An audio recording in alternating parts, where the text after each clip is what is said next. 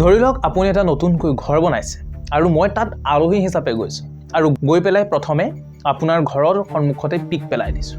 আপোনাৰ কেনেকুৱা লাগিব? অন্যহাতে মই এটা ঘৰ বনালোঁ আৰু ঘৰটো বনাওঁতে মিস্ত্ৰীজনে মোৰ ঘৰটো বেয়াকৈ বনালে আৰু তাৰ ফলত মোৰ ঘৰটো বেয়া হৈ গ'ল। কিন্তু আপুনি আহি সেই একেইজন মিস্ত্ৰীকে লৈ গৈ আপোনাৰ নিজৰ ঘৰটো বনাইছে। কথাখিনি শুনিবলৈ অলপ বেলেগ যেন লাগিছেনে? কথাটো কিমান দূৰ গ্ৰহণযোগ্য? আচলতে এই কোৱা কথাখিনিৰ লগত মই ক'বলৈ যোৱা গোটেই কথাখিনি অৰ্থাৎ বৰ্তমান পৰিপ্ৰেক্ষিতত যিটো ঘটনা হৈ আছে খুবেই সামঞ্জস্য আছে। আপুনি চাগে ইতিমধ্যে খবৰটো পাইছে যে আমাৰ নতুন ভাস্কৰ বৰ্মন দলঙত ফাট মেলিছে, কিন্তু তাৰ আঁৰত লুকাই আছে আচল বা ভয়ংকৰ কিছুমান কথা। কিন্তু সেইখিনি কোনেও ক'ব বিচৰা নাই।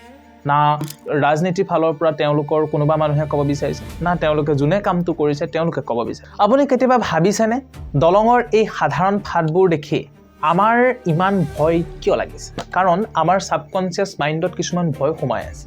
ভয়বোৰ কি? এটা ডাঙৰ ধ্বংসৰ ভয়, আৰু সেই ধ্বংসৰ লগত আমাৰ ৩০৩০ কোটি টকীয়া দলংখনৰ এটা পোনপটীয়া কানেকশ্যন আছে, যিটো কথা চৰকাৰ বা কোম্পানী কোনেও খুলি ক'ব বিচৰা নাই।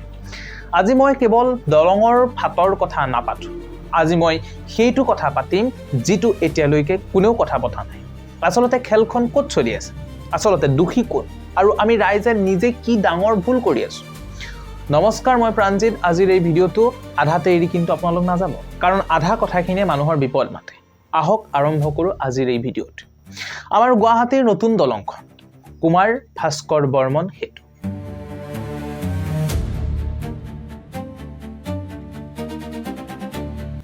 $৩০৩০ কোটি টকা খৰচ কৰি বনোৱা এখন দলং, যিখন দলং মুকলি হোৱাৰ কেইদিনমানৰ পিছতেই হঠাতে খবৰ পাইছোঁ যে তাত ফাট মেলিছে। কথাটো কিন্তু সৰু নহয়। ইমান টকা খৰচ কৰাৰ পিছত ইমান ডাঙৰ এখন দলং আমি মুকলি হোৱাৰ ৪৮ ঘণ্টাৰ ভিতৰতে যদি ফাট মেলে, তেন্তে মানুহে ভয় খোৱাটো একেবাৰে স্বাভাৱিক। কাৰণ সেই দলংখনৰ ওপৰে বহুত মানুহ অহা যোৱা কৰিব, হাজাৰ লাখ মানুহ গাড়ী মটৰ সকলে অহা যোৱা কৰিব। যদি ফাট মেলি যায় মানুহে ভয় খাব। কিন্তু ইয়াৰ আচল সত্যটো কি? সঁচাকৈ দলংখন ভাঙি পৰিব নেকি? নে এই দলংখন আচলতে বনালে কোনে? চৰকাৰে তেওঁলোকক কিয় বনাবলৈ দিলে?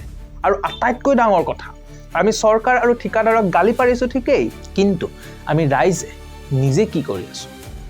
প্ৰথমতে দলংখনৰ বিষয়ে দুটামান ভাল কথা জানি লোৱা। চাওক, আগতে আমি গুৱাহাটীৰ পৰা উত্তৰ গুৱাহাটীলৈ যাবলৈ প্ৰায় ৪৫-ৰ পৰা প্ৰায় এঘণ্টা সময় আমাক লাগিছিল, কিন্তু এতিয়া সেইটো মাত্ৰ আমি 7-ৰ পৰা 10 মিনিটৰ ভিতৰতে পাৰ কৰিবলৈ সক্ষম।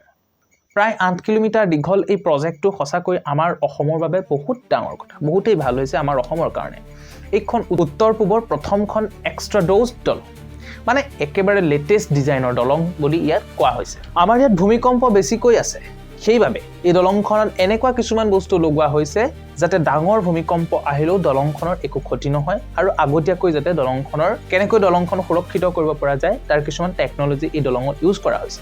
আৰু দলংখনৰ নামটো ৰখা হৈছে আমাৰ অসমৰ পুৰণি ৰজা কুমাৰ ভাস্কৰ বৰ্মনৰ নামত। সঁচাকৈ কিন্তু এইটো এটা আমাৰ অসমৰ বাবে গৌৰৱৰ কথা। কিন্তু কাহিনীটো আচল পাকটো ইয়াৰ পিছতহে আৰম্ভ হ'ব।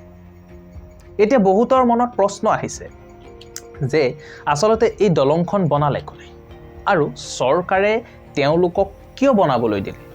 চাওক, এই প্ৰজেক্টটো হৈছে আমাৰ অসম চৰকাৰৰ গড়কাপ্তানি বিভাগ অৰ্থাৎ PWDৰ হাতত আছে, আৰু ইয়াৰ প্ৰায় ৮০% টকা লোন হিচাপে দিছে নিউ ডেভেলপমেণ্ট বেংক NDP। চৰকাৰৰ নিয়ম মতে কি হয়, যেতিয়া ইমান এটা ডাঙৰ প্ৰজেক্ট আহে তাৰ বাবে তেওঁলোকে টেণ্ডাৰ মুকলি কৰা হয়, আৰু যিটো কোম্পানী প্ৰয়োজনীয় নিয়ম অনুসৰি আটাইতকৈ কম টকাত কামটো কৰি দিম বুলি কয় তাকেই তেওঁলোকে দি দিয়ে।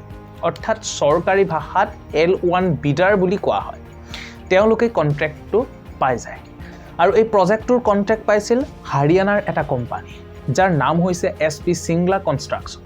2019 চনৰ আগতে এই টেণ্ডাৰ প্ৰক্ৰিয়া হৈছিল। সেই সময়ত এই কোম্পানীটোৰ নামত তেনেকুৱা কোনো ধৰণৰ ডাঙৰ বেয়া ৰেকৰ্ড নাছিল।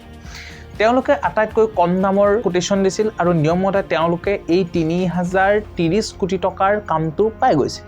কিন্তু আচল খেলিমেলিটো ক'ত লাগিল জানেনে? 2023 চনৰ পৰা 24 চনত বিহাৰত গংগা নদীৰ ওপৰত বনাই থকা দলংখন তাজপাতৰ ঘৰৰ দৰে খহি পৰিল।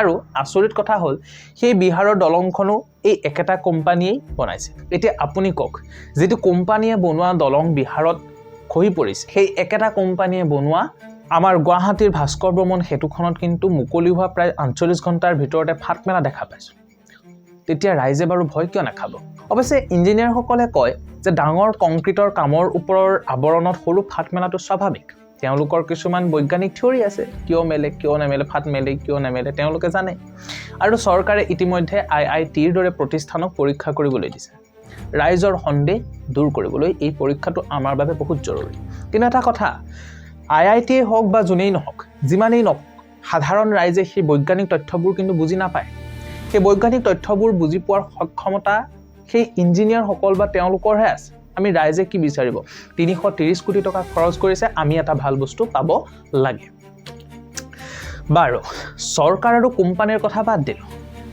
আমি তেওঁলোকক প্ৰশ্ন কৰিলো কিন্তু এতিয়া আহকচোন এবাৰ আমাৰ নিজৰ ফালেও কথাখিনি ঘূৰাই চাম আমি নিজে কিমান ঠিক দলংখন মুকলি হোৱাৰ পিছদিনা আপোনালোকে দেখিছে চাগে তাত কি অৱস্থা হৈছে হাজাৰ হাজাৰ মানুহে নিজৰ গাড়ী স্কুটি বাইক সকলোৱে ৰাস্তাৰ মাজতে ৰখাই দিছে কিয় ৰখাইছে কাৰণ এটাই তেওঁলোকে ৰাস্তাৰ মাজত থিয় হৈ সেলফি উঠিব লাগে ইনষ্টাগ্ৰামৰ ৰিলছ বনাব লাগে ব্লগ বনাব লাগে পাথুত টিআৰপি লাগে যিখন দলং যান-জঁট ট্ৰেফিক জাম আদি কমাবলৈ বনোৱা হৈছিল আৰু সেই দলংখন চাবৰ কাৰণে আমি তাত আৰু যান-জঁটৰ সৃষ্টি কৰিলো আমি ৰাইজে সেই দলংখনৰ ওপৰতে ডাঙৰ ডাঙৰ ট্ৰেফিক জাম লগাই ভাবি চাওকচোন কথাটো এইখিনিতে মই কওঁ যে মাজতে মই বৰদোৱালৈ গৈছিলোঁ বৰদোৱাত এটা নতুন যেটো প্ৰজেক্ট বনাইছে হেতু অলপ সদ্যহতে মুকলি কৰিছে অমিত শাহ ডাঙৰীয়া আহি পেলাই মই গলো চাবলৈ কিন্তু তাত সোমাই বস্তুখিনি চাই মই সঁচাই বহুত ভাল লাগিলে যেটো ধৰণে তাত ৰাস্তাবিলাক বনোৱা হৈছে যেনে ধৰণে তাত কৌশলবিলাক প্ৰয়োগ কৰা হৈছে বহুত ভাল লগা আপোনালোক সকলে এবাৰ গৈ চাব বহুত ভাল লগা কিন্তু মই তাত সোমোৱাৰ লগে লগে আমি কোনো গুটখা নাখাওঁ আমাক চেক কৰিছে আমি সোমালো কোনো প্ৰবলেম নাই সেইখিনিলৈকে ভালেই লাগিল কিন্তু তাৰ পৰা ওলাই আহিলে আপোনালোকে লক্ষ্য কৰিবলৈ সোমাই যোৱা গেটটো ইমানেই লেতেৰা হৈ কৰি পেলাইছে মানুহে তাত বটল পেলাইছে মানুহে পিক পেলাইছে আৰু সৰু সৰু ঘুমটি দোকানবিলাক ইমানেই বহিছে মানে পৰিৱেশটো প্ৰথমতেই বেয়া হৈ গৈছে ভিতৰত যিমানেই ভালকৈ নাৰাখক যদি সোমাই যোৱা প্ৰথম জেগাকনে যদি বটল প্লাষ্টিক পেলাই থয় মানুহৰ কেনেকৈ ইমপ্ৰেছন হ'ব এইখিনিতে মই হেতু আপোনালোকক কৈ দিছো কাৰণ হেতু কেৱল আমাৰ দলংখনৰ লগতে হোৱা নাই এটো আমাৰ অসমৰ বিভিন্ন ঠাইত প্ৰত্যেকজন মানুহৰ গাতে এই গুণবিলাক আছে এটো আমাৰ সিভিক সেন্সৰ লগত জড়িত কথা এতিয়া মই বৰদোৱা কথাটো বাদ দিলো এতিয়া আমি দলংখনৰ কথালৈ আহিছো যে এই মুকলি হোৱা 24 ঘণ্টা পাৰ হোৱা নাই দলঙৰ ধুনীয়া ৰাস্তা আৰু ওয়ালবোৰত কি কৰিছে মানুহে তাতো পিক পেলাইছে গুটখা খাইছে তামুল খাইছে প্লাষ্টিকৰ বটল পানী খাইছে তেওঁলোকে তাতে পেলাইছে নহলে পানীত পেলাই দিছে এইটো কিন্তু আমাৰ আসলে স্বভাৱ হ'ব নালাগে আমি সকলোৱে ফোনত ইন্টাৰনেট চাই ভাবো আমাৰ অসমখন কেতিয়া আমেৰিকা হ'ব কেতিয়া ইংলেণ্ডৰ দৰে ধুনীয়া ধুনীয়া ৰাস্তা হ'ব গাড়ীবিলাক কেতিয়া ইমান ভালকৈ চলিব কিন্তু এই ধুনীয়াখিনি কৰিবলৈ কেৱল চৰকাৰে দায়বদ্ধ নে চকচকীয়া দলংখনটো আমাক চৰকাৰে বনাই দিলে আমি কি কৰিলো আমি তামুলৰ পিক পেলাই সেইখন লেতেৰা কৰিলো দলঙত ফাট মেলিছে নে নাই হিয়া পৰীক্ষা কৰাৰ পিছত ওলাব কিন্তু আমাৰ মানসিকতাত আমাৰ স্বভাৱটিত যেটো ফাট মেলিছে তাক কোনে ঠিক কৰিব চৰকাৰে আহি আমাক তামুলৰ পিক নেপেলাবলৈ শিকাব নেকি ৰাস্তাত জাবৰ নেপেলাবলৈ চৰকাৰে শিকাব নেকি এইবোৰটো আমাৰ নিজৰ দায়িত্ব আমি যিমান দিনলৈকে ৰাজহুৱা সম্পত্তি এটা নিজৰ বুলি নাভাবিম সিমান দিনলৈকে আমাৰ অসম কেতিয়াও লণ্ডন আমেৰিকা জাপানৰ লগত তুলনা কৰিব নোৱাৰি শেষত মই ইমানেই কম যে কুমাৰ ভাস্কৰ বৰ্মন হেতু আমাৰ অসমৰ গৌৰৱ ফাটমেলা বিতৰ্ক ওপৰত চৰকাৰে নিশ্চয় ব্যৱস্থা লয় কিন্তু তাৰ লগতে আমি ৰাইজেও নিজৰ দায়িত্ব পালন কৰিব লাগিব আপোনালোকে কি ভাবে এই গোটেই কথাটোৰ ওপৰত এছপি সিংলা কোম্পানীক লৈ আপোনাৰ ভয় লাগিছে নেকি আপোনাৰ আমাৰ মাজৰ একাংশ ৰাইজে এই যেটো স্বভাৱ